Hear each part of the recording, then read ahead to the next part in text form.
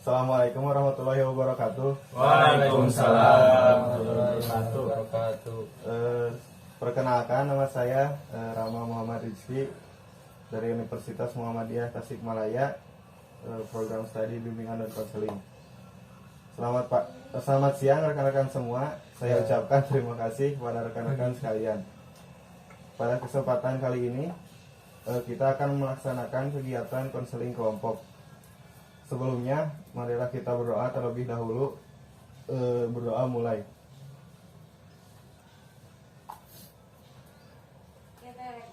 Berdoa selesai. Di antara rekan-rekan ada yang sudah pernah melakukan kegiatan konseling kelompok? Sudah. Belum. Baik. Jadi konseling kelompok itu adalah proses bantuan oleh konselor dengan memanfaatkan dinamika kelompok untuk memecahkan suatu permasalahan dalam kelompok. Contohnya, jadi nanti rekan-rekan akan mengungkapkan masalahnya masing-masing. Nanti saya sebagai konselor akan memberikan kesempatan kepada rekan-rekan yang lain untuk memberikan solusi. Seperti itu, jelas? Jelas. Baik, sebelum melakukan konseling kelompok, alangkah baiknya kita perkenalan terlebih dahulu untuk mengenal lebih dekat lagi. Sebelum melakukan konseling kelompok, alangkah baiknya kita perkenalan terlebih dahulu. Dimulai dari Imam. Perkenalkan, nama saya Imin. Perkenalkan, nama saya Upin. Nama saya Ujang. Nama saya Tommy. Nama saya Jeremy. Nama saya Rian. Nama saya Rehan. Nama saya Andi. Baik, sekarang saya akan menjelaskan tentang asas-asas dalam konseling kelompok. Yang pertama yaitu kerahasiaan, yaitu masalah yang kita bahas bersifat rahasia, tidak boleh menceritakan kepada orang lain. Kemudian kesukarelaan dan kegiatan. Selanjutnya, sebelumnya ada yang ingin ditanyakan terlebih dahulu tentang konseling kelompok? Tidak, Pak. Tidak ada, Pak. Tidak ada, Pak. Baik, bisa kita mulai. Selanjutnya masalah masing-masing dimulai dari Masalah saya adalah pekerjaan. lanjut. Mungkin masalah saya karir dalam bidang pertenisan olahraga. Lanjut. Kalau masalah saya dalam permasalahan Baik, jadi bisa kita mulai. Selanjutnya yaitu menceritakan masalah masing-masing, dimulai dari Ya, masalah saya mungkin dari pekerjaan. Ya, saya mau masuk kuliah atau kerja. kalau saya bingung ingin menjadi guru atau dosen. Kalau saya bingung untuk memilih swasta ataupun ujian mandiri ketika saya tidak lulus UTBK. Permasalahan saya sama ya, sama saudara Jajang. lanjut. Upin. Permasalahan saya ekonomi kali. Lanjut. Permasalahan saya paling sama Jajang. Dan permasalahan saya mungkin bingung mencari universitas.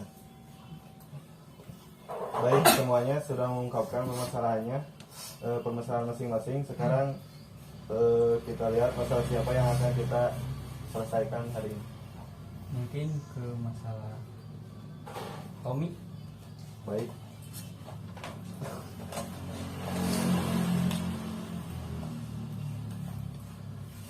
Baik, Tommy, bisa dijelaskan kembali masalah yang Anda alami? Permasalahan saya ketika saya tidak lulus UTBK, saya akan bingung untuk memilih ujian mandiri ataupun masuk ke swasta. Gitu, Pak. Selanjutnya, adakah pertanyaan dari rekan-rekan untuk Tommy? Boleh diulang permasalahannya? Permasalahan saya bingung untuk masuk ujian mandiri ataupun ke swasta, Pak. Oke. Yang lainnya, ada yang ingin tanyakan lagi? tidak ada, Pak. Mungkin kenapa harus bingung masuk swasta apa mandiri? Karena ujian mandiri dan swasta itu mungkin akan berpengaruh ke depannya untuk saya, dan juga ke masalah ekonomi ya. Kalau di ujian mandiri dan juga swasta mungkin itu berbeda ya Pak Pin. Ada lagi yang ingin ditanyakan? Mungkin dari saya, apabila ujian mandiri tetap tidak keterima, atau mau lanjut swasta atau kerja? Ya kalau tahun depan itu kayaknya ke usia saya udah ada tua ya, makanya saya akan memilih untuk bekerja saja Pak Imam. Boleh ditambahkan Silakan. mungkin rencananya mau memasuki universitas mana ya? Kalau universitas saya sudah ingin dari dulu untuk masuk ke Universitas Siliwangi di Unsil, Pak Ipin. Ada yang ingin ditanyakan lagi? Apa mau membawa jurusan apa? Baik, ada yang ingin ditanyakan lagi? Mungkin dari saya buat Pak Tommy, saya ingin bertanya kenapa Anda memilih Universitas Siliwangi dan tidak memilih yang lain? Karena Universitas Siliwangi itu universitas yang paling dekat ya, mungkin karena juga saya kalau yang jauh itu kayak malas gitu, jadi pengen yang dekat aja untuk ke unipnya. Ada yang ingin ditanyakan lagi? Mungkin cukup ya Pak. Cukup. Baik, yang selanjutnya mungkin mengungkapkan solusi untuk Pak Tommy bagaimana untuk kedepannya. Silakan.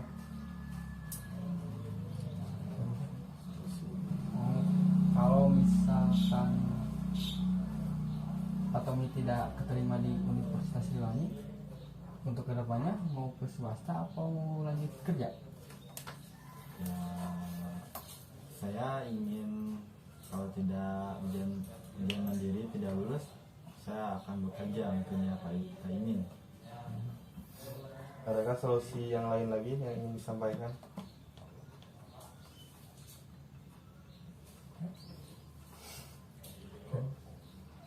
Baik, yang selanjutnya apakah ada yang ingin menyampaikan solusi kepada Pak Tommy? Baik, mungkin dari saya sedikit ya solusi untuk Pak Tommy. Kan tadi universitas yang difavoritkan Pak Tommy adalah Universitas Siliwangi. Jadi sebaiknya dari saya mungkin lebih mengikuti ujian mandiri, karena ujian mandiri juga bisa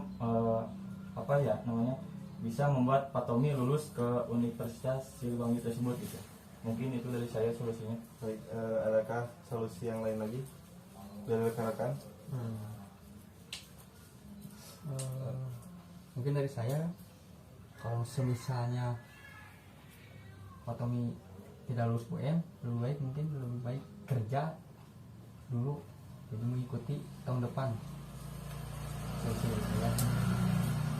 Baik, adakah solusi yang lain lagi dari rekan-rekan? Baik, mungkin saya setuju dengan Pak Imin ya. Tadi kalau misalnya UN-nya tidak lulus, lebih baik kerja daripada ikut ke universitas yang tidak diinginkan gitu. Jadi perkuliahannya juga akan merasa terpaksa gitu bagi Pak Tommy sendiri. Jadi untuk UN jika tidak lulus, mungkin lebih baik kerja dulu lah. Jadi ulang tahun besok gitu. Baik, adakah solusi yang lain lagi yang ingin disampaikan? Mungkin kalau dari saya, karena mungkin ujian mandiri itu memerlukan biaya yang cukup lumayan ya. Ya mungkin sama. Kalau menurut saya lebih baik mengikuti ujian SBM di tahun besok. Kalau menurut saya begitu. Ada solusi dari saya. Coba bicarakan dulu kepada orang tua anak, lebih baik UN atau ke swasta. Baik, semuanya sudah mengungkapkan solusinya. sekarang bagaimana respon Pak Tommy terhadap solusi dari rekan-rekan tersebut? Oke, solusinya sangat bagus untuk saya, terutama dari semuanya. Saya setuju karena kemungkinan kalau saya tidak lulus di ujian mandiri, saya akan bekerja terlebih dahulu. Dan juga kalau semisal kerjanya itu tetap dan juga memungkinkan untuk saya, ya saya tidak akan memasuki perkuliahan karena kuliah itu sama aja kayak kita buat cari kerja gitu Pak. Makanya kalau sebelum kuliah udah punya kerja yang bagus, yang tetap, kenapa harus kuliah dulu gitu. Baik, saya ingin Anda mengungkapkan kesan-pesan terhadap konseling kelompok ini. Pesan dan kesan saya mungkin saya lebih termotivasi, saya juga mendapatkan ilmu dan bantuan dari rekan-rekan saya ini, dan juga saya lebih percaya diri untuk memasuki yang kesini yang kesananya gitu. Baik, karena waktunya sudah habis, saya akhiri. Assalamualaikum warahmatullahi wabarakatuh. Waalaikumsalam warahmatullahi wabarakatuh. Duluan mah nih. Assalamualaikum warahmatullahi wabarakatuh. Waalaikumsalam warahmatullahi wabarakatuh. Baik, selamat siang semuanya. Ya, Pak. Saya ucapkan terima kasih kepada rekan-rekan sekalian. Pada kesempatan kali ini kita akan melakukan kegiatan konseling kelompok sesi kedua. Sebelumnya mari kita berdoa terlebih dahulu. Berdoa mulai.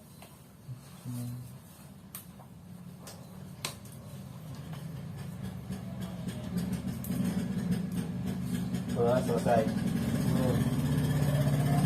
Baik, sebelum melakukan konseling kelompok sesi 2, alangkah baiknya kita perkenalan lagi terlebih dahulu untuk di mana dekat lagi.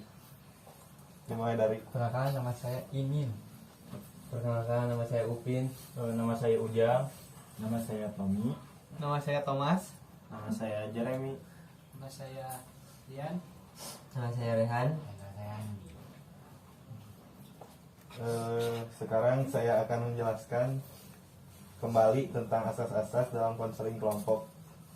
Yang pertama yaitu kerahasiaan, yaitu masalah yang kita bahas bersifat rahasia, tidak boleh menceritakan kepada orang lain. Kemudian kesukarelaan dan kegiatan. Yang selanjutnya, ada yang ingin ditanyakan terlebih dahulu tentang konseling kelompok?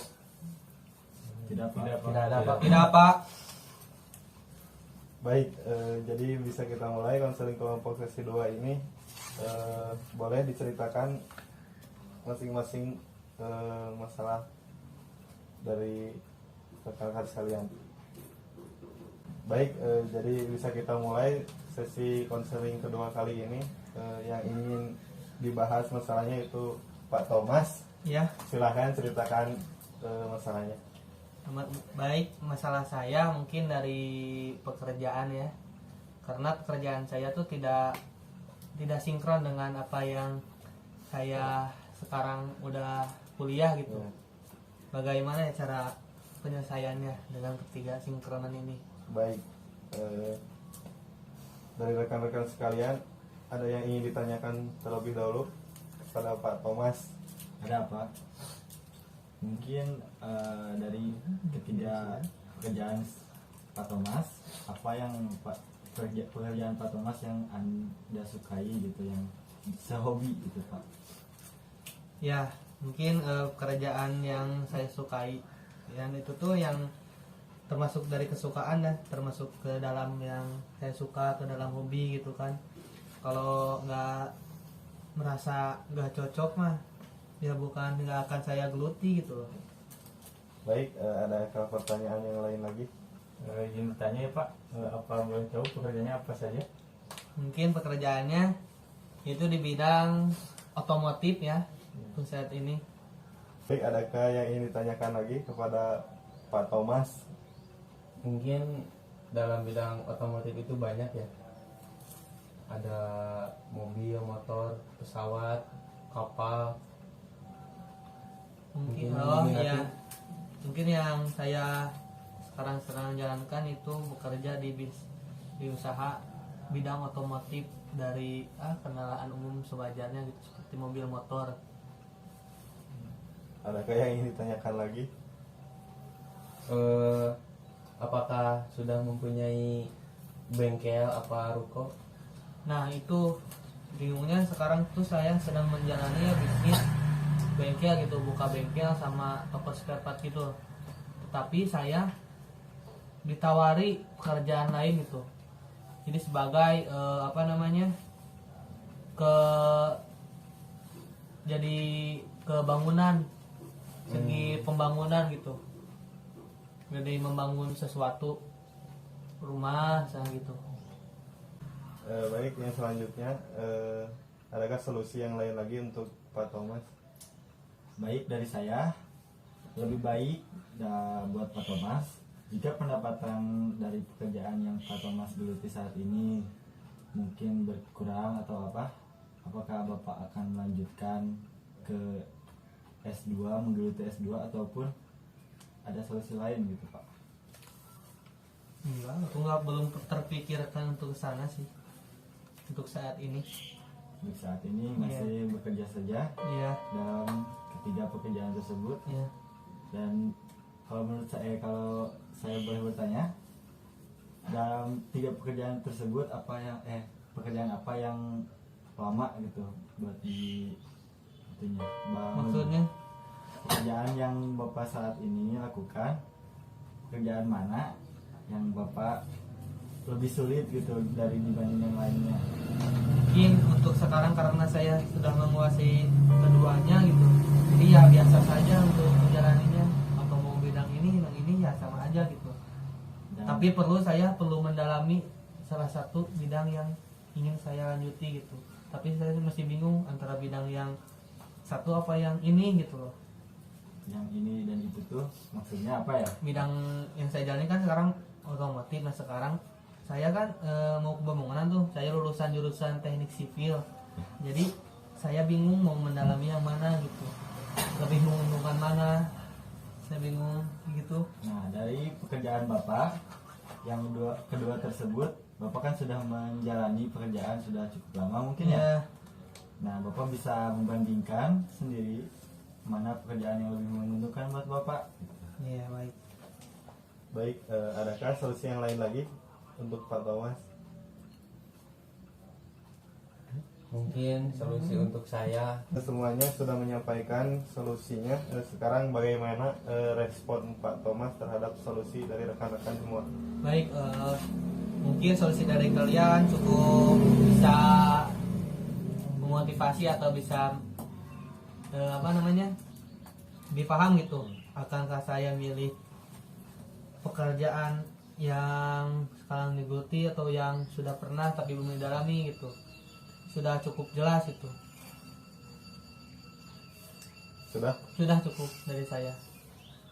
Baik, yang selanjutnya saya ingin kepada Pak Thomas mengungkapkan kesan-pesan dari konseling kelompok sesi 2 kali ini. Baik, pesan saya terima kasih gitu, antara masukan kalian dan solusi kalian bisa saya menjadi mengerti permasalahan yang saya sedang rasakan untuk saat ini. Udah merasa cukup membantu gitu untuk kedepannya. Baik, karena waktunya sudah hampir habis, saya akhiri konseling kelompok sesi 2 kali ini. Oke. Wassalamualaikum warahmatullahi wabarakatuh. Waalaikumsalam warahmatullahi wabarakatuh. Kudu nolong.